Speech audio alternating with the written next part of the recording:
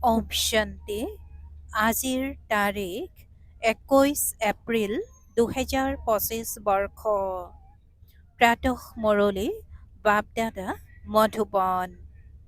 আজিৰ পিতাৰ অমৃতবাণী হৈছে, মৰমৰ সন্তানসকল, পিতা আহিছে তোমালোকক শক্তি দিবলৈ।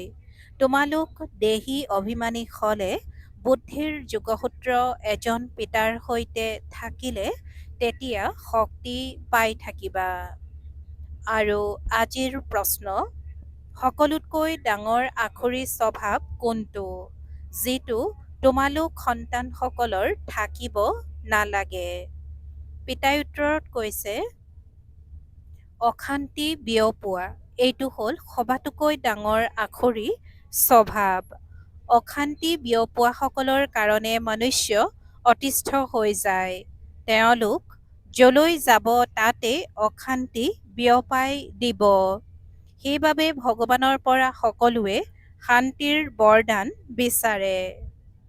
আৰু আজিৰ গীত, য়হ কাহানী হে দিৱে অৰ তুফান কে, য়হ কাহানী হে দিয়ে অৰ তুফান কে, অৰ্থাৎ এয়া দীপক আৰু ধুমুহাৰ কাহিনী। ওম শান্তি। অতি মৰমৰ কল্পৰ পাছত পুনৰাই লগ পোৱা সন্তানসকলে গীতটিৰ শাৰীটি শুনিলে। অতি মৰমৰ কল্পৰ পাছত পুনৰাই লগ পোৱা সন্তানসকলে গীতৰ শাৰীটি শুনিলা। এই গীতটিটো ভক্তিমাৰ্গৰ আকৌ সেয়া জ্ঞানলৈ স্থানান্তৰ কৰা হয়। আন কোনেও স্থানান্তৰ কৰিব নোৱাৰে। তোমালোকৰ ভিতৰতো পুৰুষাৰ্থৰ ক্ৰমানুসৰি জানিব পাৰা দীপক কি হয় আৰু ধুমুহা কি। সন্তানসকলে জানে আত্মাৰ জ্যোতি নুমাই গৈছে। এতিয়া পিতা জ্যোতি জ্বলাবলৈ আহিছে। কোনোবা মৰিলে তেতিয়াও দীপক জ্বলায়। দীপক বহুত সাৱধানে ৰাখে। তেওঁলোকে ভাবে যদি দীপক নুমাই যায় তেন্তে আত্মা অন্ধকাৰেৰে যাব লাগিব, সেইবাবে দীপক জ্বলায়। এতিয়া সত্যযুগতো এনেকুৱা কথা নাথাকে, তাততো পোহৰতেই থাকিব। ভোক আদিৰ কথাই নাই, তাততো বহুত সা সামগ্ৰী পোৱা যায়। ইয়াত হ'ল ঘোৰ অন্ধকাৰ। চি চি সৃষ্টি নহয় জানো। সকলো আত্মাৰ জ্যোতি নুমাই গৈছে। সকলোতকৈ বেছি জ্যোতি তোমালোকৰ নুমাই গৈছে।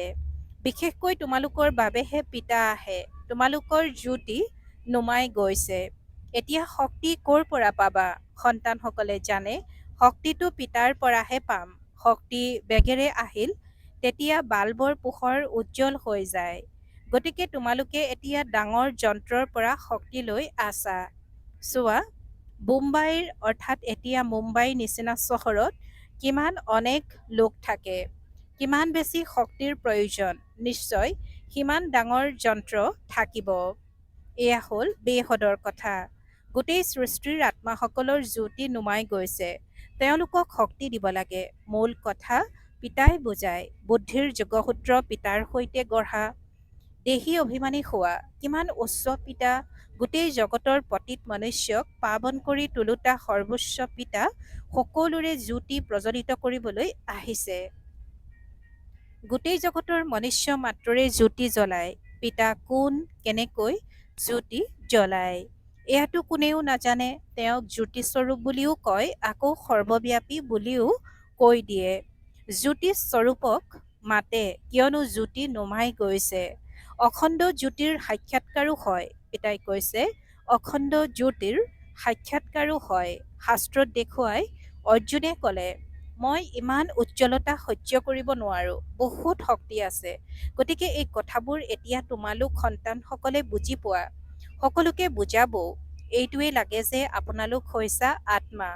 আত্মাসকল ওপৰৰ পৰা ইয়ালৈ আহে। প্ৰথমে আত্মা পবিত্ৰ হৈ গৈছে। প্ৰথমে আত্মা পবিত্ৰ হৈ থাকে আৰু আত্মাত শক্তি থাকে। শতোপ্ৰধান হয়। স্বৰ্ণিম যুগত আত্মা পবিত্ৰ হয়, আকৌ আত্মাসকল অপবিত্ৰও হ'ব লাগে। যেতিয়া অপবিত্ৰ হয় তেতিয়া ঈশ্বৰ পিতাক মাতে যে আহি মুক্ত কৰক, অৰ্থাৎ দুখৰ পৰা মুক্ত কৰক। মুক্ত কৰা আৰু পবিত্ৰ কৰি তোলা দুয়োটাৰ অৰ্থ বেলেগ বেলেগ। নিশ্চয় কাৰোবাৰ দ্বাৰা পতিত হৈছে, সেইবাবে কয়, বাবা আহক, আহি মুক্তও কৰক, পবিত্ৰও কৰি তোলক, ইয়াৰ পৰা শান্তিধামলৈ লৈ বলক, শান্তিৰ বৰদান দিয়ক। এতিয়া পিতাই বুজাইছে, ইয়াত শান্ত অৱস্থাটোত থাকিব নোৱাৰা, শান্তিটো শান্তিধামতহে আছে। সত্যযুগত এক ধৰ্ম, এক ৰাজ্য থাকে, সেয়েহে শান্তি থাকে। কোনো উপদ্ৰৱ নাথাকে। ইয়াত মনুষ্যৰ অশান্তিৰ বাবে অতিষ্ঠ হয়। এখন ঘৰতে কিমান কাজিয়া লাগি যায়।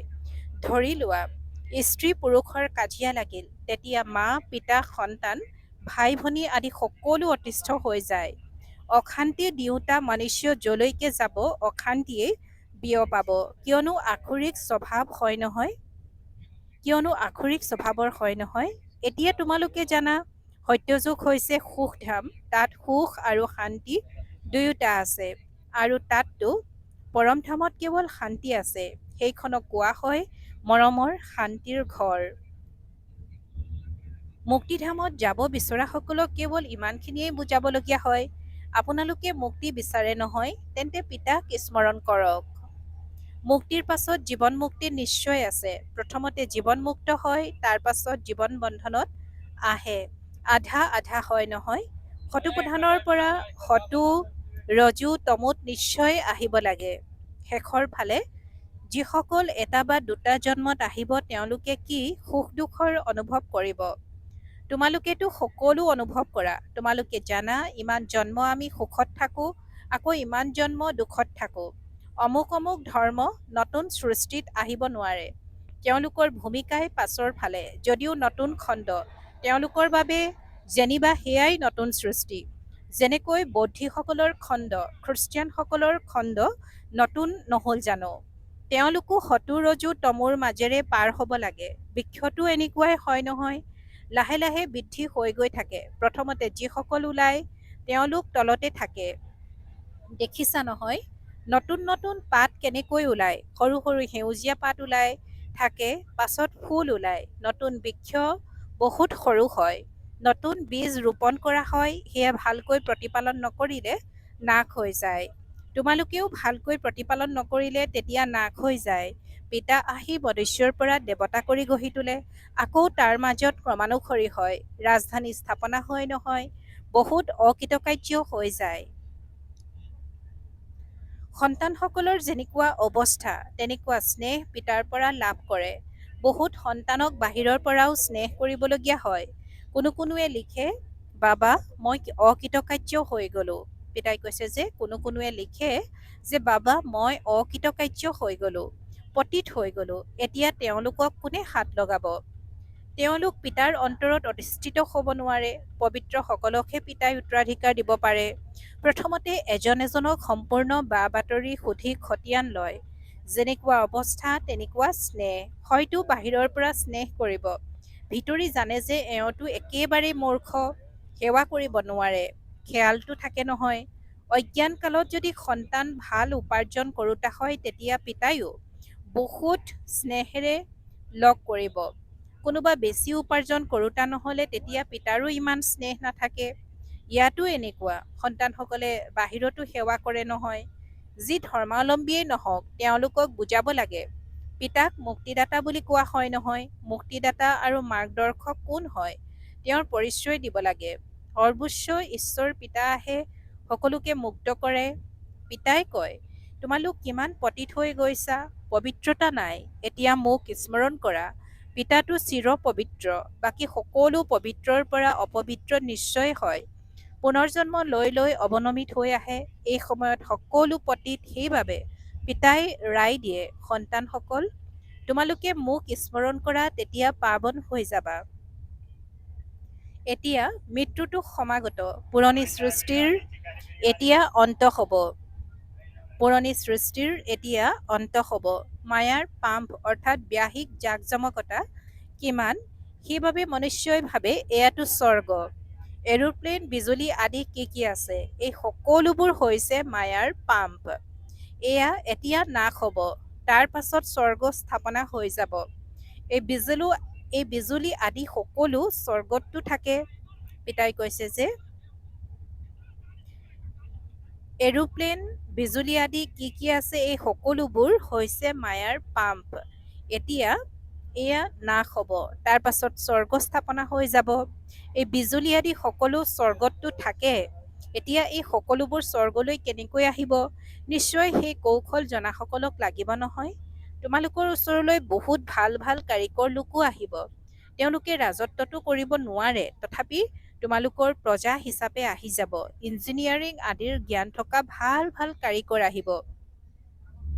এই সকলোবোৰ আদব কাইদা বাহিৰৰ বিলাতৰ পৰা আহি থাকে। সেয়েহে বাহিৰৰ সকলকো তোমালোকে শিৱ বাবাৰ পৰিচয় দিব লাগে। পিতাক স্মৰণ কৰা। তোমালোকেও যুগত থকাৰহে বহুত পুৰুষাৰ্থ কৰিব লাগে। পিতাই কৈছে যে তোমালোকেও যুগত থকাৰ বহুত পুৰুষাৰ্থ কৰিব লাগে। এই ক্ষেত্ৰতে মায়াৰ বহুত ধুমুহা আহে। পিতাই কেৱল কয় মাম একম, অৰ্থাৎ কেৱল মোক স্মৰণ কৰা। এয়াতো ভাল কথা নহয় জানো? যীশুখ্ৰীষ্টও তেওঁৰ ৰচয়িতা পৰম আত্মাটো এজনেই, বাকী সকলো হ'ল ৰচনা। উত্তৰাধিকাৰ ৰচয়িতাৰ পৰাহে পোৱা যায়। এনেকুৱা যিবোৰ ভাল সাৰ কথা আছে সেয়া টুকি ৰখা উচিত। পিতাৰ মুখ্য কৰ্তব্য হ'ল সকলোকে দুখৰ পৰা মুক্ত কৰা। তেওঁ সুখধাম আৰু শান্তিধামৰ দুৱাৰ মুকলি কৰে। তেওঁকো কয়, হে মুক্তিদাতা, দুখৰ পৰা মুক্ত কৰি আমাক শান্তিধাম সুখধামলৈ লৈ বলক। যেতিয়া ইয়াত সুখধাম হয় তেতিয়া বাকী আত্মাসকল শান্তিধামত থাকে। স্বৰ্গৰ দুৱাৰ পিতাইহে মুকলি কৰে। এখন দুৱাৰ মুকলি কৰে নতুন সৃষ্টিৰ, আনখন শান্তিধামৰ। এতিয়া যিসকল আত্মা অপবিত্ৰ হৈ গৈছে তেওঁলোকক পিতাই শ্ৰীমত দিয়ে। নিজক আত্মা বুলি বুজা, মোক স্মৰণ কৰা আৰু তেতিয়া তোমালোকৰ পাপ খণ্ডন হ'ব। পিতাই কৈছে, এতিয়া যিসকলে পুৰুষাৰ্থ কৰিব তেওঁলোকে আকৌ নিজৰ ধৰ্মত উচ্চ পদ পাব। পুৰুষাৰ্থ নকৰিলে কম পদ পাব। ভাল ভাল মুখ্য কথাবোৰ টুকি ৰাখিবা, তেতিয়া সময়ত কামত আহিব। তোমালোকে কবা শিৱ বাবাৰ মৃত্যুৰ বিষয়ে আমি শুনাম। তেতিয়া মনুষ্যই কব, এওঁলোক আকৌ কোন যিয়ে ঈশ্বৰ পিতা শিৱৰ মৃত্যুৰ বিষয়ে শুনায়? তোমালোকে কবা, আপোনালোক আত্মা ৰূপততো সকলো ভাই ভাই। আকৌ প্ৰজাপিতা ব্ৰহ্মাৰ দ্বাৰা ৰচনা ৰচে, সেয়েহে ভাই ভনী হয়। ঈশ্বৰ পিতা যাক মুক্তিদাতা মাৰ্গদৰ্শক বুলি কয়, তেওঁৰ মৃত্যুৰ বিষয়ে আমি আপোনালোকক শুনাম। নিশ্চয় আমাক ঈশ্বৰ পিতাই শুনাইছে, সেইবাবেতো আপোনালোকক শুনাওঁ। সন্তানে পিতাকক প্ৰত্যক্ষ কৰায়, এয়াও বুজাব লাগে। আত্মা একেবাৰে সূক্ষ্মতৰা, এই দুচকুৰে আত্মাক দেখা পোৱা নাযায়। দিব্য দৃষ্টিৰে সাক্ষাৎকাৰ হ'ব পাৰে। বিন্দু হয়, দেখিলে জানো কিবা লাভ হ'ব? পিতাও এনেকুৱা বিন্দু, তেওঁক পৰম আত্মা বুলি কয়। আত্মা দেখিবলৈ একেই, কিন্তু তেওঁ সৰ্বোচ্চ, জ্ঞানময়, আনন্দময়, মুক্তিদাতা আৰু মাৰ্গদৰ্শক। তেওঁৰ বহুত মহিমা গাব লাগে। নিশ্চয় পিতা আহিব, তেতিয়াহেতো লগত লৈ যাব নহয়, আহি জ্ঞান দিব। পিতাইহে কয়, আত্মা ইমান সূক্ষ্ম, ময়ো ইমানেই সূক্ষ্ম। জ্ঞানো নিশ্চয় কাৰোবাৰ শৰীৰত প্ৰৱেশ কৰি দিব। আত্মাৰ কাষতে আহি বহিম। মোৰ শক্তি আছে, কৰ্মেন্দ্ৰিয় পাই গলো, গতিকে মই মালিক হৈ গলো। এই কৰ্মেন্দ্ৰিয়ৰ দ্বাৰা বহি বুজাওঁ। এওঁক অৰ্থাৎ ব্ৰহ্মাক আদম বুলিও কোৱা হয়। আদম হ'ল প্ৰথম মনুষ্য। মনুষ্যৰ বংশবৃক্ষ আছে নহয়, এওঁ মাতা পিতাও হয়। এওঁৰ পৰা আকৌ ৰচনা হয়, হওঁতে পুৰণা, কিন্তু তুলি লোৱা হৈছে। নহলেনো ব্ৰহ্মা ক'ৰ পৰা আহিল? ব্ৰহ্মাৰ পিতাকৰ নাম কোনোবাই কোৱাচোন? ব্ৰহ্মা, বিষ্ণু, শংকৰ, এওঁলোক কাৰোবাৰ ৰচনাটো হ'ব নহয়। ৰচয়িতাটো এজনেই, পিতাইতো এওঁক তুলি লৈছে। এয়া যদি কোনোবা সৰু ল'ৰা ছোৱালীয়েও বহি শুনায়, তেতিয়া ক'ব এয়াতো বহুত উচ্চ জ্ঞান। যিসকল সন্তানৰ ভালকৈ ধাৰণা হয় তেওঁলোক বহুত আনন্দিত হৈ থাকিব, কেতিয়াও হামি নাহিব। কোনোবাই বুজি নাপালে তেতিয়া হামিয়াই হিকটিয়াই থাকিব। ইয়াতো তোমালোকৰ কেতিয়াও হামি অহা অনুচিত। উপাৰ্জন কৰাৰ সময়ত কেতিয়াও হামি নাহে। গ্ৰাহক নাথাকিলে, বেপাৰ ঠাণ্ডা হ'লে তেতিয়া হামি আহি থাকিব। ইয়াতো ধাৰণা নহয়। কোনোৱেতো একেবাৰে বুজি নাপায়, কিয়নো দেহ অভিমান থাকে। দেহী অভিমানী হৈ বহিব নোৱাৰিব। কিবা নহয় কিবা বাহিৰৰ কথা স্মৃতিলৈ আহি যাব। সাৰ কথা আদিও টুকি ৰাখিব নোৱাৰিব। তীক্ষ্ণ বুদ্ধিৰ সকলে তৎক্ষণাত টুকি ৰাখিব। এই কথাবোৰতো বহুত ভাল। বিদ্যাৰ্থীৰ চলনো শিক্ষকে দেখা পায় নহয়। বিচাৰ বুদ্ধি সম্পন্ন শিক্ষকৰ নজৰ সকলো ফালে ঘূৰি থাকে, সেইবাবেতো পঢ়াৰ প্ৰমাণপত্ৰ দিয়ে। আচৰণৰ অৰ্থাৎ চৰিত্ৰৰ প্ৰমাণপত্ৰ উলিয়ায়। কিমান অনুপস্থিত থাকিল সেয়াও উলিয়ায়।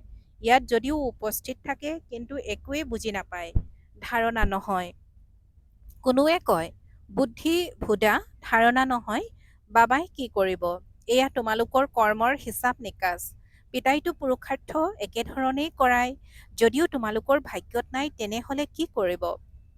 স্কুলতো কোনোবা উত্তীৰ্ণ হয় আৰু কোনোবা অনুত্তীৰ্ণ হয়।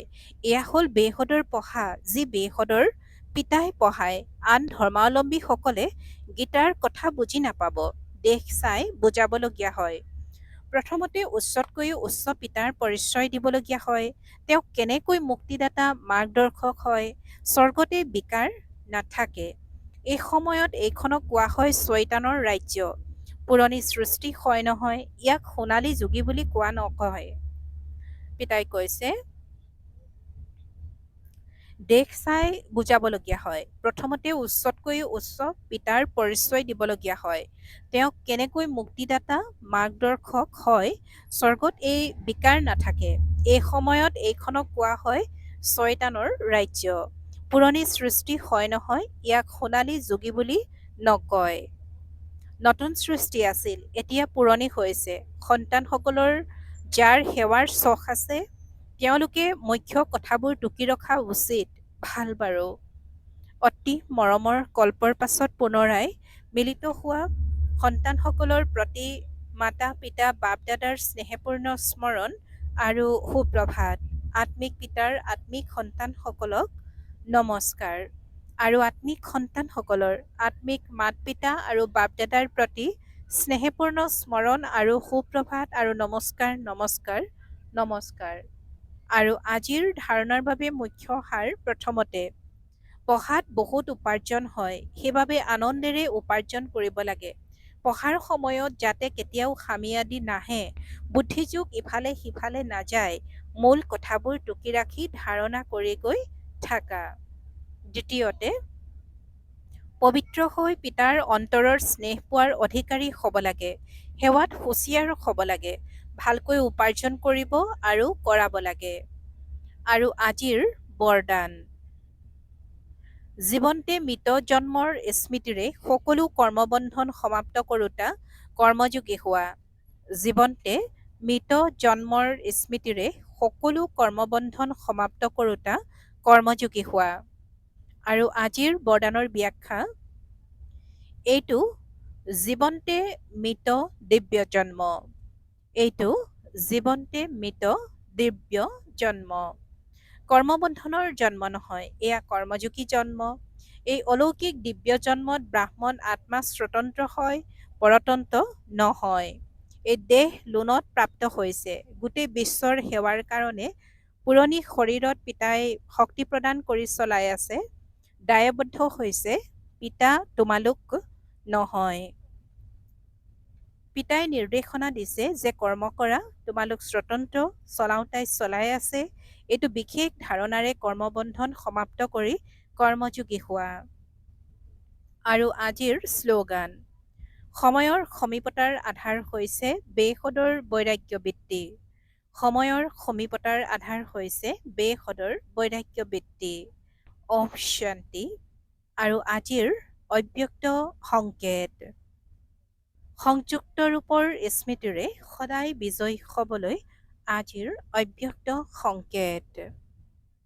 যিমানেই স্মৃতিত থাকিবা সিমানেই অনুভৱ কৰিবা যে মই অকলশৰীয়া নহয়, বাপ দাদা সদায় লগত আছে। যিকোনো সমস্যা সন্মুখত আহিলে তেতিয়া এইটোৱেই যাতে স্মৃতিত থাকে যে মই সংযুক্ত, তেতিয়া ভয়ভীত নোহোৱা। সংযুক্ত ৰূপৰ স্মৃতিৰে যিকোনো কঠিন কাৰ্য সহজে হৈ যাব। নিজৰ সকলো বোজা পিতাৰ ওপৰত দি নিজে পাতল হৈ যোৱা, তেতিয়া নিজক সদায় ভাগ্যশালী অনুভৱ কৰিবা আৰু ফৰিস্তাৰ দৰে নাচি থাকিবা। ওম শান্তি।